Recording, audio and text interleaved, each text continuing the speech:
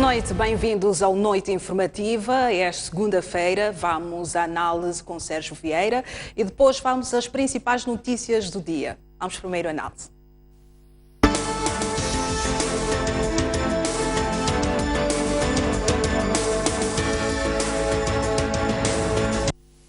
Uma vez mais, que como é habitual às segundas-feiras, vamos aos comentários de Sérgio Vieira.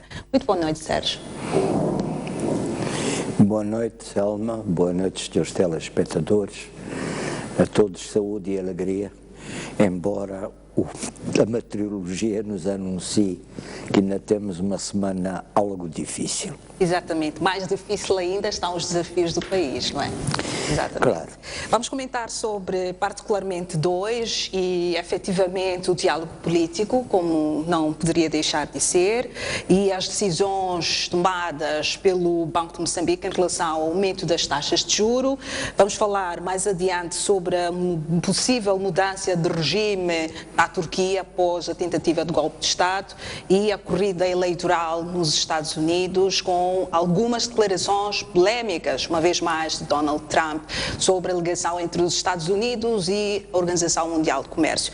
Começamos primeiramente pelo diálogo político. Semana passada, a Comissão Mista e os mediadores internacionais estiveram reunidos, sentaram-se e discutiram-se sobre, particularmente, o ponto sobre a governação da RENAMO, das províncias em que reivindica ter ganho nas eleições de 2014. Qual é o seu comentário sobre este processo inicial deste grupo, Sérgio Vieira?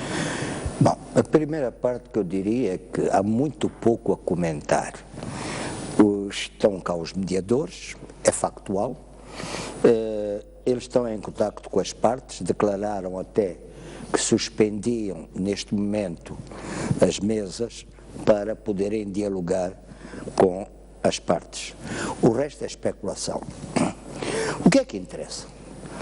Interessa, em primeiro lugar, que os homens da RENAMO desarmem e se integrem nas Forças Armadas, na polícia, consoante as suas habilitações e capacidades. Não vamos integrar alguém com 60 anos. Não se faz. Não vamos integrar alguém que não tenha capacidade física, integrar alguém analfabeto, é difícil.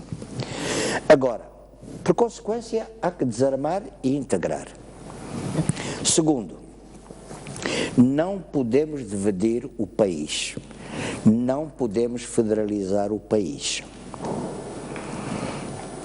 O país é uno, do Rovuma ao Maputo. Instituições como a Assembleia da República, os tribunais, o governo, o chefe do Estado, que é o mesmo do Rovuma ao Maputo. Os governadores são altos funcionários do Estado e, constitucionalmente, são designados pelo chefe do Estado.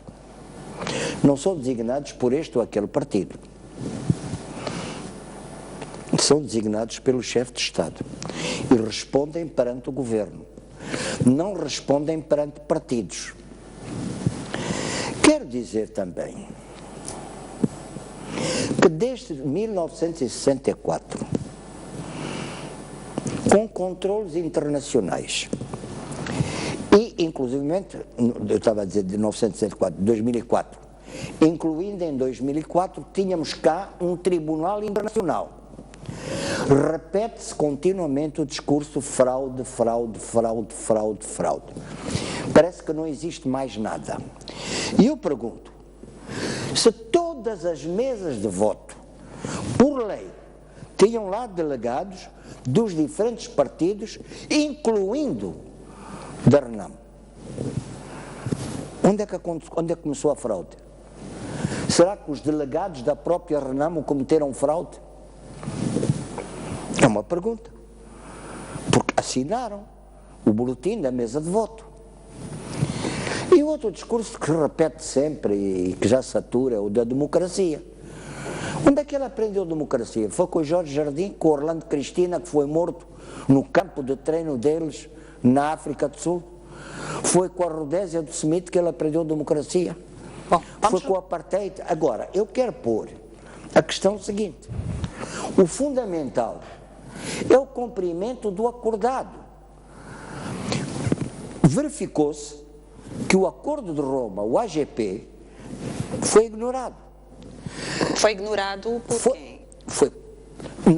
Não entregou os homens, não entregou as armas, está escrito com todas as letras. Foi ignorado nesta perspectiva de desarmamento, a sua opinião? Vem lá cláusulas sobre isso. No que diz respeito à inclusão de homens da RENAMO no Exército? Esteve cá a ONU-MOS, as Nações Unidas mandaram uma organização especial, a ONU-MOS, para assegurar a integração e o desarmamento. RENAMO diz que os seus homens foram integrados no Exército, integrados no Exército como, eventualmente, cozinheiros e assessores. Qual é que é o seu comentário em relação a isso? Para já é mentira. Incluindo, lembro, como vice-chefe de Estado-Maior-General das Forças Armadas, foi designado pela RENAMO. Não era cozinheiro.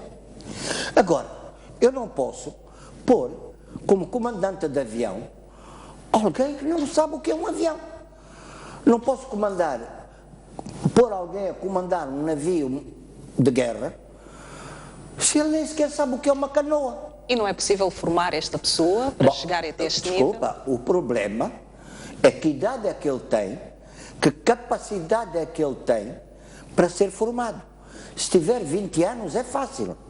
Se tiver 40, 50 anos, não é tão fácil capacitá-lo para cumprir essas tarefas. Estava a falar sobre o desarmamento da RENAMO inicialmente. Acha que este ponto devia ser priorizado em relação a esta questão da reivindicação da governação das províncias em que a RENAMO terá ganho eu nas estava eleições de ainda 2014? a dizer, o que foi acordado em Roma não foi cumprido pela RENAMO. O que se discutiu e ele acordou o Sr. Jacama com o Presidente Chissano, com o Presidente Gabusa, com o Presidente Nussi, não se faz. Nunca cumpriu. Agora, um militar passar à reforma, por amor de Deus, é normal. Um funcionário passar à reforma, normalíssimo. Tem X anos de serviço, tem X idade, já não tem condições físicas para a tarefa. É o normal em toda a parte do mundo, não é em Moçambique. Não se põe alguém a pilotar um avião com 80 anos de idade. Então, o maior inconveniente é a questão de falta de experiência ou qualificações da RENAMO e o fator idade, é isso? Bom, vamos dizer, a integração é fácil, desde que a pessoa, para ser integrada, tenha capacidade física e a capacidade mental para o cumprimento da tarefa. Durante estes mais de 20 anos sempre foi vinculativa este argumento? Desculpe, que está aqui a eu não colocar? posso dizer que é vinculativo ou não. Estou a dizer, é lógico. Se eu ponho alguém como locutor na televisão e não sabe ler nem escrever, é um bocado difícil. Se eu ponho alguém a mexer no estúdio e que não sabe distinguir uma ficha elétrica de um botão, outro para montar o programa, é impossível. Sim, tem que começar de zero. eu vou insistir na minha questão em que diz que este argumento vem agora ou desde sempre este argumento foi vinculativo em relação ao enquadramento dos homens da RENAMO nestes pontos estratégicos em que reivindica? Sempre foi necessário que uma pessoa, para ser integrada numa tarefa, tenha a capacidade física e o conhecimento para essa tarefa. Pois, acha que esta matéria devia ser prioritária a nível de... Desculpe, minha senhora. Das discussões? Não é uma questão de vinculativo, não vinculativo. É uma questão de lógica. É uma questão absolutamente evidente. Pois. Por que é que não põe na STV um locutor analfabeto? Só põe locutores da Frelimo? Não, põe locutores de toda a parte, mas tem as capacidades físicas e mentais e o conhecimento para fazerem o trabalho. Acha que esta questão do desarmamento devia ser prioritária para os mediadores e a comissão mista, em termos de discussão, matérias de discussão? Eu penso que é essencial, porque haver partidos armados é um absurdo. É um absurdo, não faz sentido. Partidos que querem discutir resultados eleitorais com armas, não existe. Existe terrorismo, então. Houve um país em que os partidos eram armados e desintegrou-se quase completamente. Foi o Líbano. Na Somália aconteceu a mesma coisa e hoje não se fala da Somália. Pois, a mediação é um processo voluntário e confidencial, portanto, a decisão e a responsabilidade sobre as decisões cabem às partes. Até que ponto estas estão flexíveis para chegar a um termo o menor tempo possível, diferentemente do que aconteceu nas negociações no Centro de Conferências Joaquim Chissano? É-me difícil dizer, porque tudo depende do que é que as partes querem. Da parte do governo é público o que é que quer. Da parte da Renamo, tão depressa diz uma coisa como diz outra. E quando diz que quer governar 6 províncias, eu pergunto, nessas províncias, ganhou em todos os distritos? O que significa governar? A quem obedece o governador? A um partido ou ao governo e ao chefe de Estado? À Assembleia da República, aos tribunais? A quem obedece? O que quer dizer governar? É cumprir a lei, cumprir os orçamentos, cumprir as normas. O que quer dizer governar? Governar sou eu que nomeio o governador e mando? É isso? Não, isso não é governar. Exatamente. Vamos passar para o outro ponto que diz respeito às decisões do Banco Central em aumentar as taxas de juros de referências e basicamente em 3 pontos percentuais os créditos e depósitos para fazer face à inflação que está já a 20%, resultante da desvalorização do metical. Estas medidas vão ter efeitos colaterais muito fortes a nível do setor privado e também a nível das famílias. Qual é o seu comentário? Já tem. O preço do açúcar, como está em casa, o preço do chá, o preço da farinha de milho. Bom, o governo conteve até agora o preço da farinha de trigo e do pão e dos combustíveis, que são essenciais, nomeadamente para o transporte público, privado ou semi-privado, para os transportes coletivos. Há uma crise mundial, mas essa crise mundial é acompanhada em Moçambique do terrorismo, que está a impedir o trabalho em várias províncias, é acompanhada do problema das dívidas ocultas.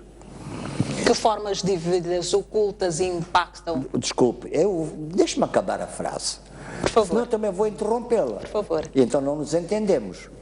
Acompanhado pela questão das dívidas ocultas e a estiagem, foi o El Niño, que não afetou apenas Moçambique. De onde vem o dinheiro? De onde vem o dinheiro para o Estado? Vem das receitas, que são cobradas. Ora, acontece que, inclusivamente, algumas receitas que estávamos a receber, o caso, por exemplo, das receitas do carvão, o preço do carvão baixou no mercado mundial, por causa da baixa do preço do óleo e do gás. Isso criou dificuldades. Temos também que dizer que muitas vezes nós exportamos matérias-primas e não produtos acabados. Exportamos algodão, não exportamos tecidos. Exportávamos carvão siderúrgico, não exportamos coque. Ora, inclusivamente, desde o tempo de Marcelo Caetano, que a energia de Caorabassa vai para a África do Sul a um preço que nos revende a outro preço. E até termos a linha Centro-Sul terminada, estamos a comprar energia à África do Sul. A Sasol leva o gás para a África do Sul, liquefaz o gás na África do Sul, em vez de se liquefazer o gás aqui, e depois vende-nos o gás. É um erro. Agora, há desastres que foram incluindo ditados pelo Fundo Monetário Internacional e pelo Banco Mundial. Tomei nota que a senhora Lagarde, diretora-geral do FMI, está com um processo em França por causa de uma aventura de 600 milhões de euros. Agora, onde vai isto? Temos que deixar a Procuradoria-Geral, que está a investigar, e eles vão chegar à conclusão se há matéria ou não há matéria. Já chamaram várias pessoas, incluindo o antigo Ministro das Finanças, para depor. E há que devolver o que foi tirado. Exatamente. Eu questionava de forma que estas dívidas têm implicação E quero acrescentar, minha senhora, aquilo que eu concordo com o Presidente da República. Só vamos chamar uma investigação internacional forense se a Procuradoria e as nossas instituições, a Assembleia da República, nomeadamente, demonstrarem capacidade no processo. Estávamos ainda nas decisões do Banco Central e referiu-se as dívidas ocultas como um dos fatores que agrava o cenário macroeconómico do país. De que forma é que isto é que se manifesta? Vocês mesmos, jornalistas, deram-nos a conhecer que as dívidas ocultas iam para cima de 1,3 ou 1,5 mil milhões de dólares. Não é brincadeira. Mas o Ministro das Finanças, até na sua última intervenção, e particularmente na comissão, numa das comissões do Parlamento, diz que o serviço da dívida ainda não é problemático. Frente a estas situações macroeconómicas desfavoráveis, no caso para Moçambique, de forma que impacta isto diretamente, na sua opinião? Não. O Sr. Ministro das Finanças, como o Banco de Moçambique, estão a tomar as medidas prudenciais e necessárias para aguentar, incluindo o serviço da dívida, e incluindo a discussão necessária para ver se uma parte da dívida é anulada. Já aconteceu, relembro-me do livro da doutora Luísa Diogo, a Sopa da Madrugada, em que foi a discussão da anulação da dívida. Também há que ter em consideração que os fundos desviados devem ser devolvidos. Devem ser devolvidos. E há alguém que deve responder por ter utilizado esses fundos, por ter comprometido o Estado à margem da Assembleia da República, à margem mesmo dos ministros de tutela do setor, caso das pescas, por exemplo, ou da defesa, que comprometeram, sem que os titulares soubessem de alguma coisa.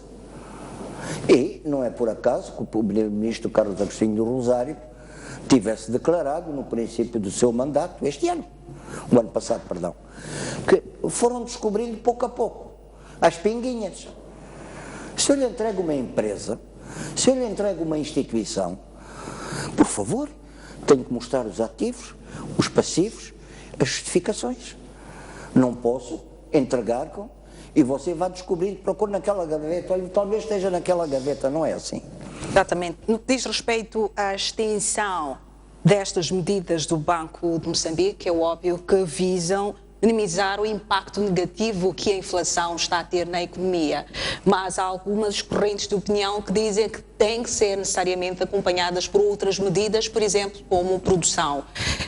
Existe margem para Moçambique pensar num plano integrado de produção, sendo que até o orçamento é muito menos disponível agora. O Governo aprovou o orçamento retificativo com muito poucas perspectivas de investimento. Bom, o problema do investimento depende, a meu ver, da confiança do investidor. Neste momento, por causa das dívidas e da crise mundial, não esqueçamos, e do terrorismo, o investidor está com receio. 2, depende da produção. Uma parte da nossa produção agrícola, este ano esteve altamente comprometida devido aos efeitos negativos do El Niño sobre o nosso território. Secas em muitas partes que produziam e vendiam comida, deixaram de produzir e vender comida.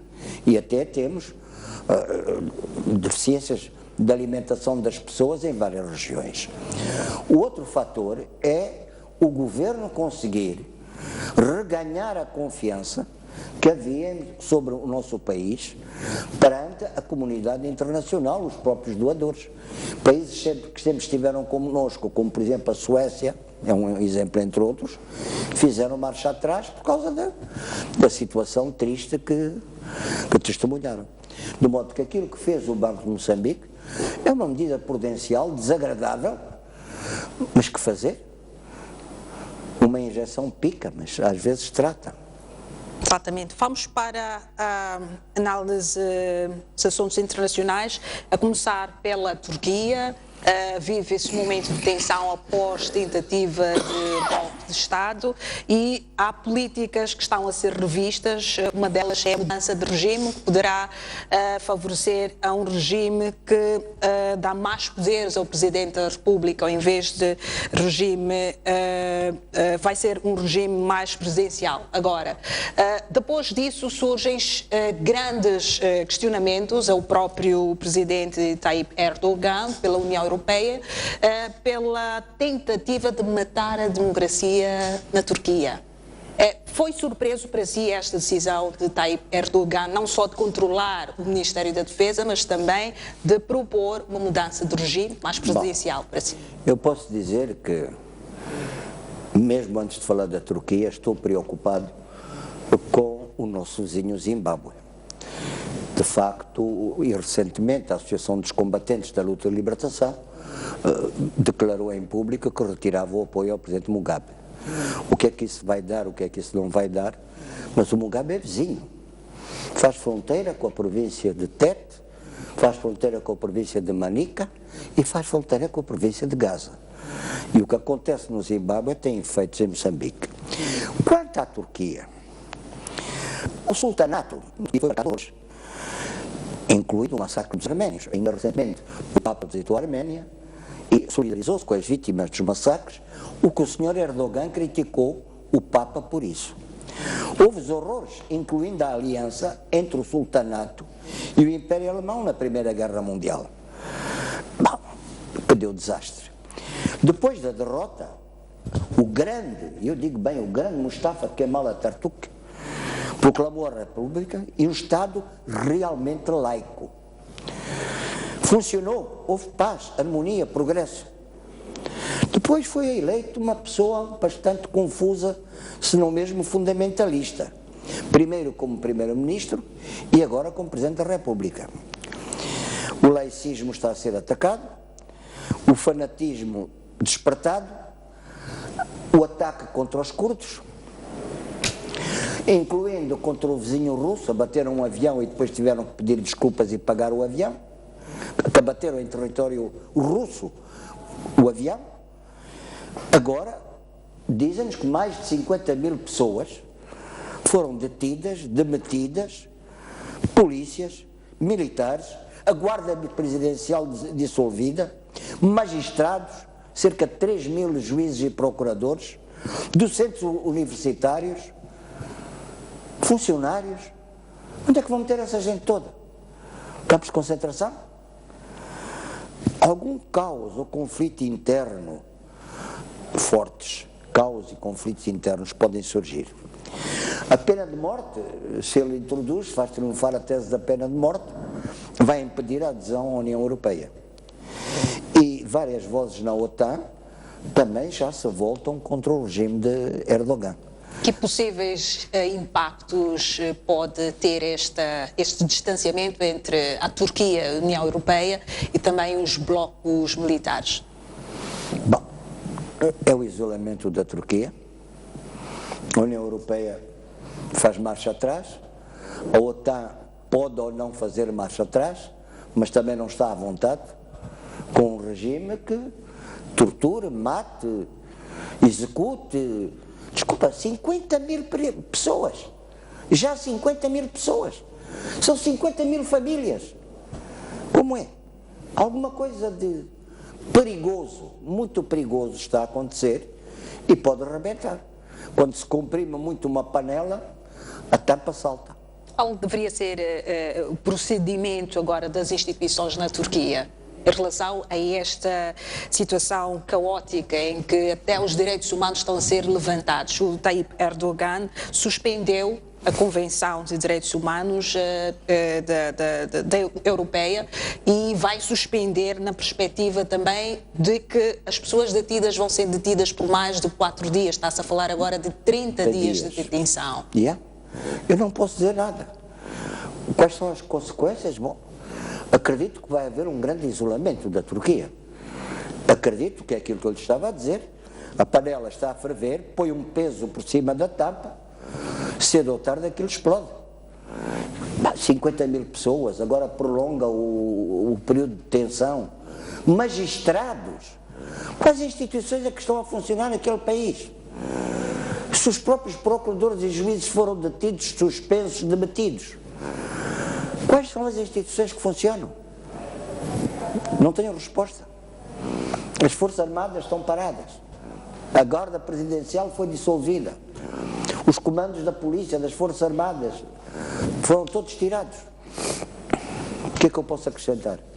Exatamente. Vamos passar agora para as eleições dos Estados Unidos. Donald Trump foi confirmado na semana passada como oficial candidato republicano às eleições dos Estados Unidos e numa altura em que no início deste processo já se duvidava que Donald Trump passaria de 2 semanas do processo eleitoral. Hoje é confirmado como candidato republicano. O que é que está a funcionar ou a falhar neste processo? É o discurso de marketing de Donald Trump ou realmente os americanos mudaram? Bom, quando falamos dos americanos estamos a falar de uma sociedade muito complexa e muito diferenciada. Donald Trump tem-se afirmado como xenófobo, racista, anti-islâmico, anti-latino-americano, anti-negro. A esposa plagiou o discurso de Michelle Obama. Eu imagino o que é que seria aquele casal na Casa Branca. A senhora plagiando, o marido insultando toda a gente e mais alguém, querendo erguer uma muralha separando os Estados Unidos da América Latina e se calhar do resto do mundo. Bom, eu direi que, minha opinião pessoal, meu desejo, espero que a Hillary ganhe. Não é porque é perfeita, mas é menos má. Pois, E quero acrescentar, pois, para bem de todos, esperemos que ganhe. Agora, há uma questão que é séria nos Estados Unidos. Muitos discursos de democracia e muitas dinastias de poder. Repete-se. Passado, poder passou de Bush pai para Bush filho, queria também passar para um outro irmão do Bush filho, que era governador da Flórida, se não me engano. Vamos para o Senado, vamos para a Assembleia dos Deputados, vamos para governadores e facilmente vamos ver passar o poder de pai para filho, de marido para mulher. Não é bom para a democracia. E, bom, espero que a senhora Hillary Clinton, apesar de tudo, vença o Sr. Trump, porque o Sr. Trump seria um desastre para todos, a começar pelos Estados Unidos. Pois, vamos agora falar daqui a pouco sobre os posicionamentos de Trump em relação à integração dos Estados Unidos da OMC, mas quando do discurso de Trump, discurso presidencial, ou seja, como candidato presidencial de 1 hora e 15 minutos, notou-se ausências visíveis do Ted Cruz e da clã Bush, não é? O que é que pode estar a acontecer dentro do Partido Republicano para deixar passar um furacão, conforme se diz, o furacão Trump na América? Uma vez passado Trump e eventualmente ganhando as eleições, pode ser um caos nos Estados Unidos. Bom, para já os republicanos estão divididos e creio que nas eleições muitos republicanos não irão votar por Trump.